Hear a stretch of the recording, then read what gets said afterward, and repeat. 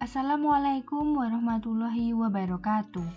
Alhamdulillah Bu Ajeng bisa kembali menyapa anak-anak dalam kegiatan pembelajaran matematika. Semoga anak-anak dalam keadaan sehat dan semangat untuk belajar. Nah, video kali ini masih ada hubungannya dengan sistem koordinat kartesius dan merupakan video lanjutan dari video yang sebelumnya.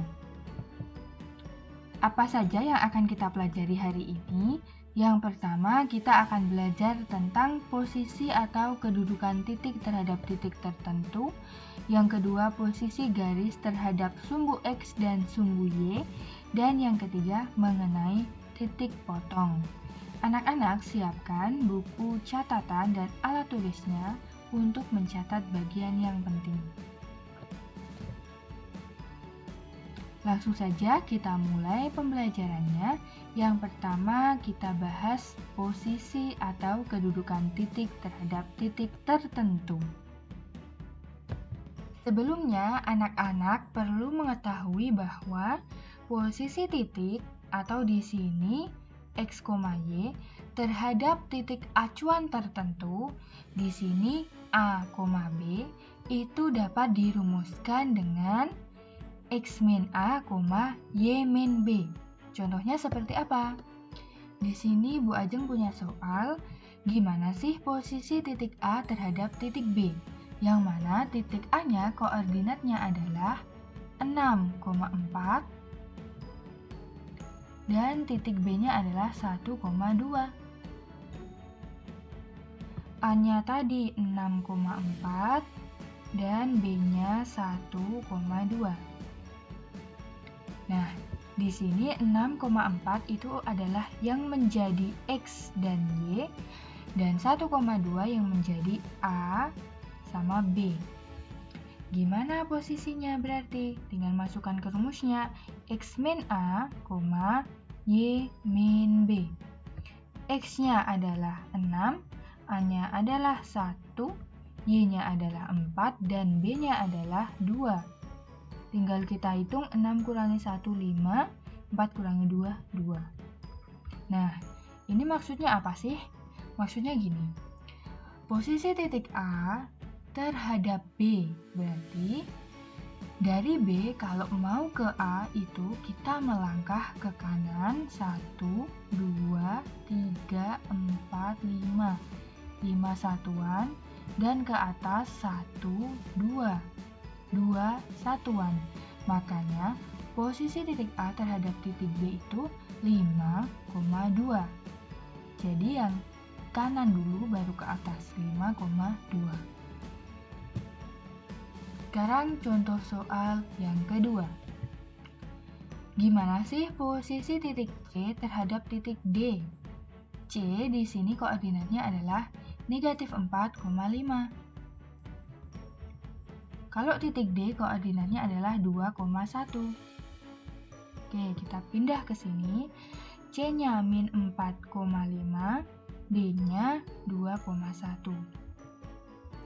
C di sini yang menjadi X sama Y, D-nya di sini yang menjadi A sama B. Berarti posisinya X min A, Y min B.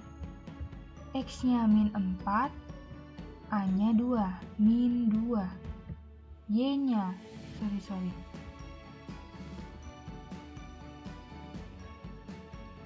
Y-nya di sini 5, B-nya 1, min 1. Berarti min 4, min 2, min 6, 5, min 1, 4. Nah, jadi posisi titik C terhadap titik D adalah min 6,4. Artinya gimana? Kalau kita mau ke C dari D ya, jadi posisinya C dari D itu gimana? Kita perlu ke kiri 1, 2, 3, 4, 5, 6. Karena ke kiri berarti negatif 6. Lalu ke atas 1, 2, 3, 4. Ke atas positif jadi 4. Makanya posisinya jadi min 6,4.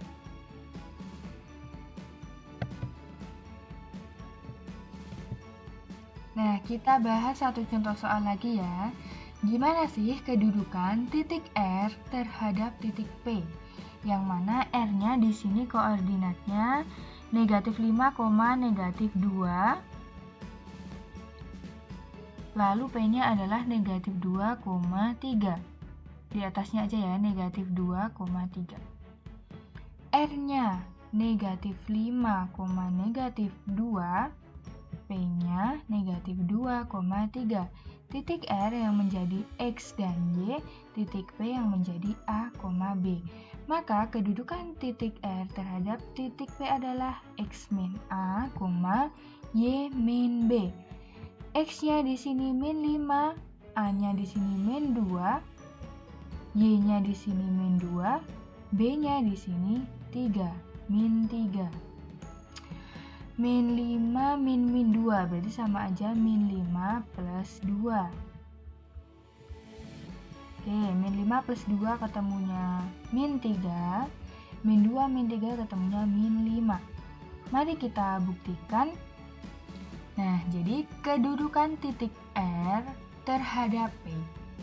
Kalau mau ke R dari P, jadi ya posisinya R dari P itu 3 langkah ke kiri, 1, 2, 3. 3 ya, karena ke kiri itu negatif, maka min 3. Lalu, 1, 2, 3, 4, 5. 5 langkah ke bawah. Ke bawah juga negatif. Makanya posisinya jadi negatif 3, negatif 5. Nah, betul. Sampai sini semoga anak-anak bisa paham. Sekarang kita lanjutkan tentang posisi garis terhadap sumbu X dan sumbu Y. Tapi sebelum masuk ke materi, kita harus ingat beberapa hal dulu. Ingat, apa yang diingat? Pertama, di sini Bu Ajeng punya 2 garis yang saling berdekatan tapi tidak pernah bertemu di satu titik ya, jadi cuma berdekatan aja. Nah, garis yang seperti ini disebut 2 garis yang saling sejajar. Lalu kalau ini ada 2 garis, nah mereka bertemu di satu titik. Nah ini ya, bertemu di satu titik. Ini namanya 2 garis saling berpotongan.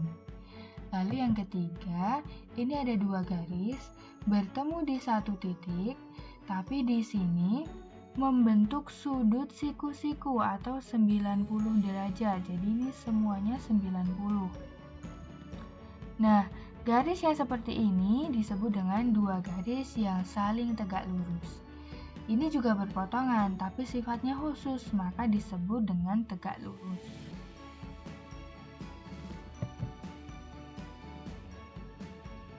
Pertama, kita bahas garis sejajar sumbu X. Perhatikan di sini Bu Ajeng punya 2 garis, namanya garis G dan garis H. Sekarang kalian perhatikan juga sumbu X. Sumbu X di sini Bu Ajeng cetak dengan tebal ya. Nah, kalau kita cermati garis G dan garis H ini, meskipun diperpanjang, posisinya hanya akan berdekatan dengan sumbu X, tapi tidak pernah bertemu di satu titik. Maka garis G dan H ini dikatakan sejajar dengan sumbu X. Nah, sekarang pertanyaannya, karena ini sejajar, berapa sih jarak garis G terhadap sumbu X? Ini G-nya, ini X-nya, sumbu X. Jaraknya adalah 1, 2, 3. Berapa? 3 satuan. Sekarang garis H, jarak garis H terhadap sumbu X. 1, 2, 3, 4. Ternyata jaraknya adalah 4 satuan. Nah, mudah kan? Selanjutnya, garis yang tegak lurus dengan sumbu Y. Masih sama di sini garis G dan garis H yang tadi, tapi yang perlu kita cermati sekarang adalah posisinya terhadap sumbu Y. Di sini sumbu Y Bu Ajeng cetak lebih tebal. Anak-anak perhatikan, ternyata garis G yang tadi sejajar dengan sumbu X itu juga tegak lurus dengan sumbu Y. Nih, tegak lurus ya, karena ini di sini membentuk sudut 90 derajat. Begitupun garis H. Garis H tadi sejajar dengan sumbu X, tapi sekaligus tegak lurus dengan sumbu Y, karena di sini membentuk sudut 90 derajat. Nah, perpotongan antara garis G dengan sumbu Y ini contohnya, ini adalah titik potongnya. Nah, titik potongnya koordinatnya berapa? Kalau yang garis G dan sumbu Y, ternyata pas di titik 0,3. Nah, di sini koordinat titik potongnya adalah 0,3. Nah, kalau koordinat titik potong garis H dengan sumbu Y berapa di sini? 0,-4. Kita lanjutkan sekarang garis yang sejajar sumbu Y. Di sini Bu Ajeng punya dua garis, pertama garis K yang warna merah dan garis L yang warna ungu. Perhatikan posisinya terhadap sumbu Y yang dicetak tebal.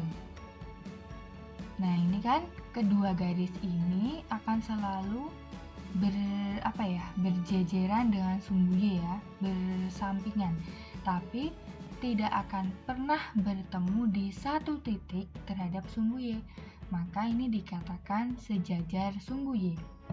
Sekarang pertanyaannya, berapa jarak garis K terhadap sumbu Y? Jaraknya adalah 1, 2, 3, 4, 5, 6. 6 satuan. Nah, kalau garis L berapa jaraknya? Di sini aja yang ngitungnya, di mana aja bebas. 1, 2. Nah, jarak garis L terhadap sumbu X adalah 2 satuan. Ingat, jarak nggak pakai negatif. Selanjutnya, masih sama garis K dan L tadi, tapi sekarang perhatikan posisinya terhadap sumbu X.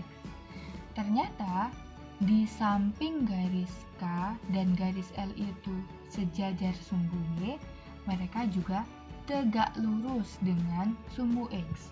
Kok bisa? Karena K terhadap sumbu X ternyata di sini membentuk sudut 90 derajat. Begitu pula dengan garis L dan sumbu X di sini ternyata perpotongannya membentuk sudut 90 derajat. Nah, berapa titik potongnya?